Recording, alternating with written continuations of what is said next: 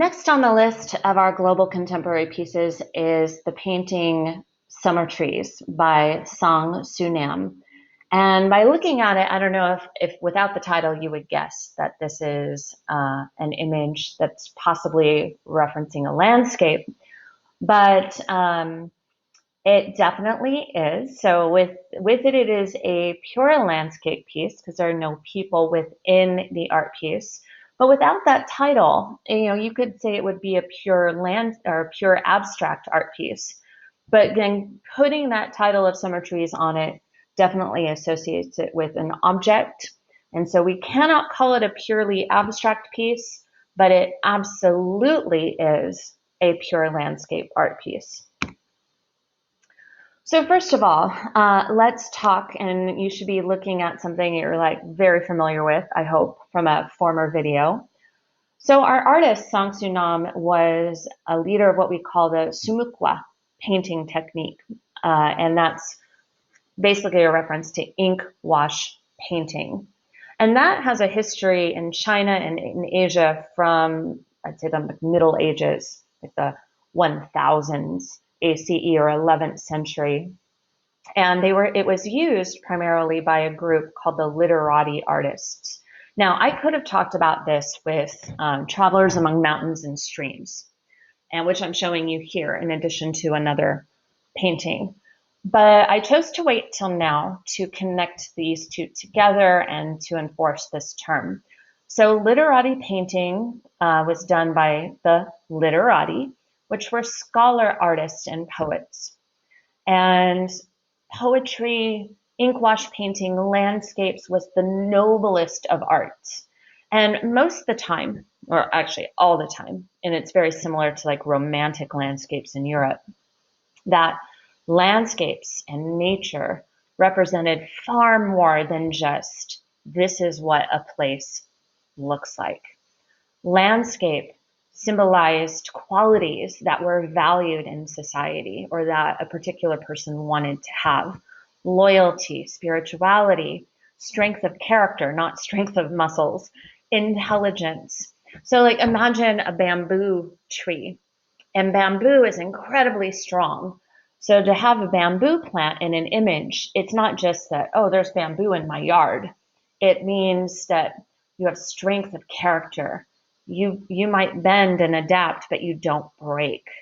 So you're expressing in these literati paintings thoughts and feelings, not realism.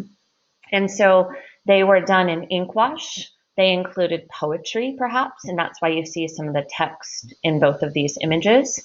So to be clear, Travelers Among Mountains and Streams is a literati painting. So what I would do is go back and add that to your notes, and that'll maybe force you to review a little bit for that piece.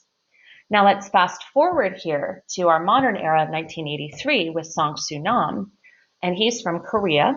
He was a professor in Korea for a time, in South Korea, and he would be called like a modern literati artist. And he's painting during a time, like decades of difficulty in Korea. You had the end of the Korean monarchy, and again, that would be a huge change of government. Colonization by Japan, the Korean War, and then ultimately and famously the separation of Korea into North and South. And then always for the South Koreans, the constant anxiety and worry of the North and their actions. So I think modern artists, like our artist here, Song Su-nam, he is reaching back to traditions from the past, trying to find a way to link the modern to that past for reasons perhaps to find qualities that are admirable that we want to express in the modern era, to find peace and tranquility in the past, simple landscapes, but that champion big ideas and important ideas. Those all could be reasonings why that he is pursuing this modern take on the literati. So let's take a look at his work.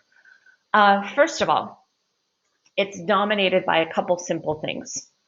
Vertical brushstrokes, and pretty like wide vertical brushstrokes, and they do overlap. You have varying tones of blacks and grays.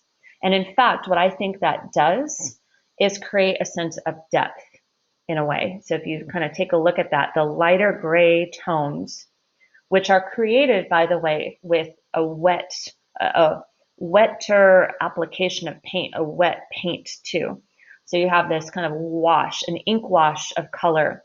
So that gray makes it feel like those trees. Imagine each vertical brush stroke is a tree.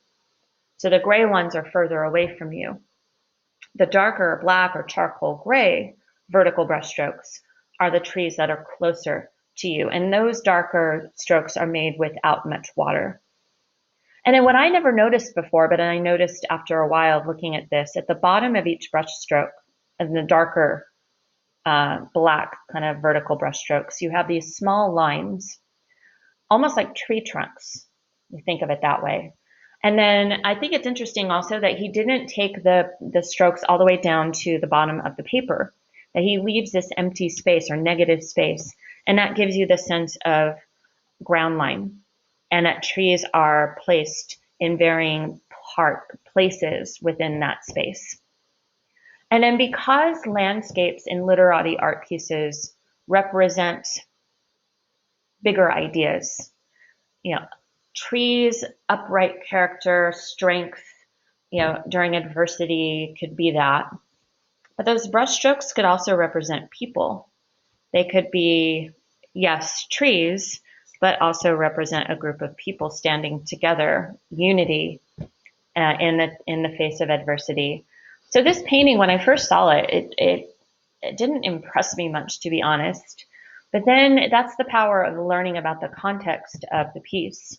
And it infuses the painting, I think, with a lot more meaning and therefore makes it more powerful. At least that's the case in my experience. So I would say formal qualities here would have to be like color and space. Color is the way you achieve, in part, a sense of space, almost making like an atmospheric perspective image. And then function here, it's a landscape, and it is a pure landscape. So again, that is our Korean artist Son Soo Nam and his landscape piece, Summer Trees.